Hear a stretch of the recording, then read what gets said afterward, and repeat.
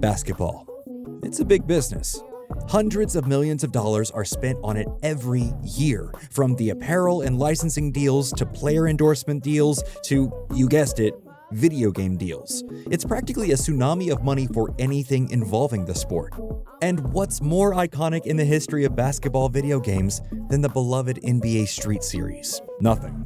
Or at least it was beloved before the offbeat sports gaming franchise succumbed to the inevitable onslaught of mediocrity that basketball fans have been living through. This is the rise and fall of NBA Street. Ice cream! Ice cream! We all love ice cream! It's important to remember that in the early 2000s, the NBA had become a brand that was nearly undeniable. It was so culturally ubiquitous that the letters NBA almost stopped representing the National Basketball Association and started to just represent sports as a whole. Thanks to Michael Jordan's meteoric rise and completely unprecedented twin three-peats, the league was enjoying unforeseen levels of global popularity. And in Jordan's wake, fresh-faced stars like Shaquille O'Neal, Kobe Bryant, Vince Carter, and Tracy McGrady all carried the standard for what the game could represent. And as such, ancillary alternatives to the main event started to pop up. You had the And One circuit, the countless local streetball tournaments popping up nationwide. The game even had a thriving secondary fashion industry as athleisure accelerated into the mainstream. This wasn't the dawning of a new era, this was a mutation of what mainstream culture thought sports could be. And because gaming always follows the money, why not try to build a game around this new burgeoning pastime of flashy showmanship and gritty, in-your-face athleticism, nicknamed streetball? Thus, NBA Street was born. Released on the PlayStation 2 on June 19, 2001, the game is a combination of what people loved about watching the streetball videos that had been circulating. It took the arcade-style gameplay of NBA Jam and evolved it one step further. Yeah, on its face, it's a little weird that the streetball video game focused on mainline NBA players, but hey, who doesn't want to see Allen Iverson destroy dudes in 3-on-3? Similar to the previously mentioned NBA Jam, the gameplay for NBA Street was heightened. Players could jump higher than humanly possible, run faster than physics would allow, and could enter into a mode where you literally could not miss a shot. Over-the-top antics, flashy moves, and a point system that counted standard field goals as 1 point and 3-pointers as 2 made for a highly enthralling gameplay experience. People loved NBA Street. It was a turning point in the history of sports games. Developed by EA Big, the game's devs even went the extra mile incorporating the local streetball legends, the Nautic, into the gameplay workflow, having them do the motion capture for the game. And it shows. Most people say that NBA Street 2 is the crowning jewel of the franchise. But they're wrong. This first game is basically as perfect as an arcade-style sports game can come. Upon release, the PS2 version of the game sold roughly 1.7 million units, pulling in roughly $60 million. Obviously, with numbers like those, a sequel was soon to follow, as well as spin-off games and online versions as well. This game launched multiple franchises, but for the sake of this video, we're just going to talk about the mainline installments. Released in April of 2003, the aptly named NBA Street Volume 2 roared into Best Buys and GameStops.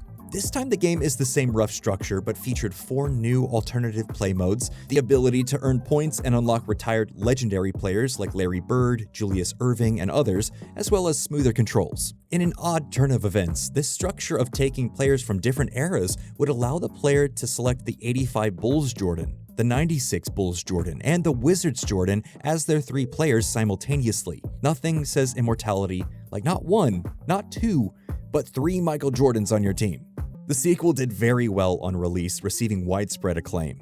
In fact, Maxim, remember Maxim, gave the game an 8 out of 10 and declared, "Even if you aren't a Hoops fan, there's plenty of unintentional humor to appreciate. Seeing Yao Ming dunk on Bill Walton alone is worth the price of admission."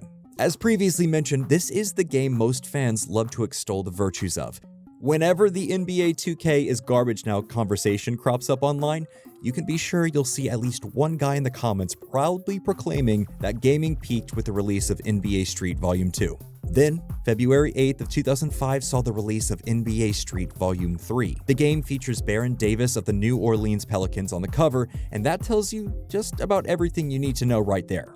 The game is basically the same as its previous iteration, with the added curio of having Mario, Luigi, and Princess Peach as playable characters thanks to a collaboration with Nintendo. While the game was received pretty well on its release and made a good amount of money, it was more of the same at the end of the day, and as such heralded the beginning of the end for the franchise. While Volume 2 was a perfecting of an already great formula, Volume 3 feels like the Spider-Man 3 of its franchise. It had the potential to be great, but just isn't.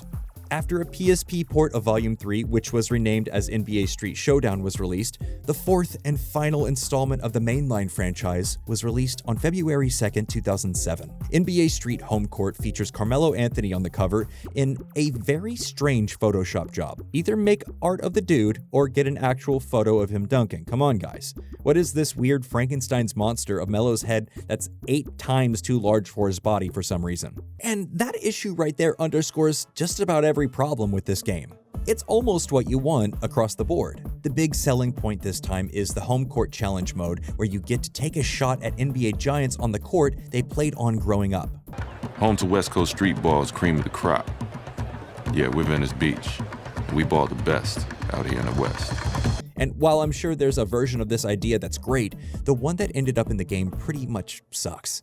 You can feel they didn't have a big idea for how to innovate this time around, so all the improvements are unnecessary, superfluous, and just downright annoying. It really makes you pine for the days of Game Breaker mode in NBA Street 2. Ultimately, the game didn't sell well, and we haven't gotten another one since.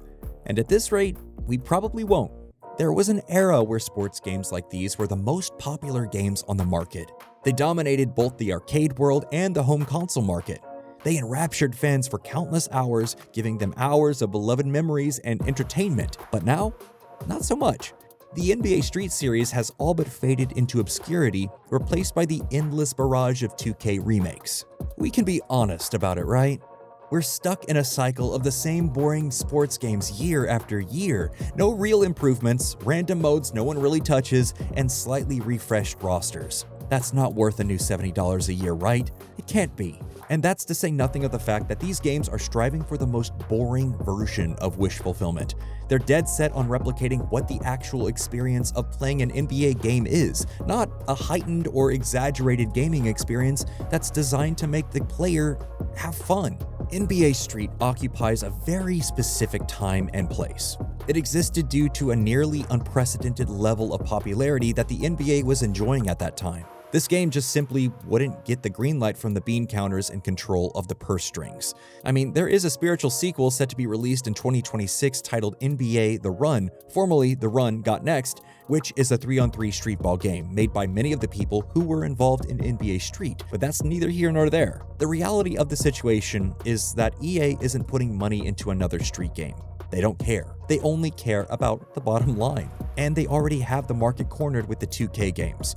Why would they compete with themselves when they could just keep delivering inferior quality games to a market that refuses to boycott or speak up in any meaningful way? Maybe this is our fault. It might be our fault, guys. Should we do some soul searching? I think maybe we should. I think maybe it's time to use that costume character creator from NBA Street 2 and use that introspection slider and toggle that all the way up. Because if there wasn't a market for games like this, then NBA The Run wouldn't be chugging along. And it can't just be old heads who miss NBA Street, because 2K just sucks. So there's only one path forward. We need change. It doesn't even have to be more Street. Just having a marketplace that supports new and alternative basketball games would be great. I'd like that. Can we work on that, please? Cool. I'm glad we're all on the same page about that. I'm gonna go play some NBA Street with 3 Michael Jordans right now. Thank you very much. Goodbye. And well, that's all we have for this episode. What do you think? Could the fall of NBA Street have been prevented if EA Big had tried literally anything worth a damn with the 4th installment in the franchise? Let us know in the comments below. Please be sure to like, comment, and subscribe for more videos just like this.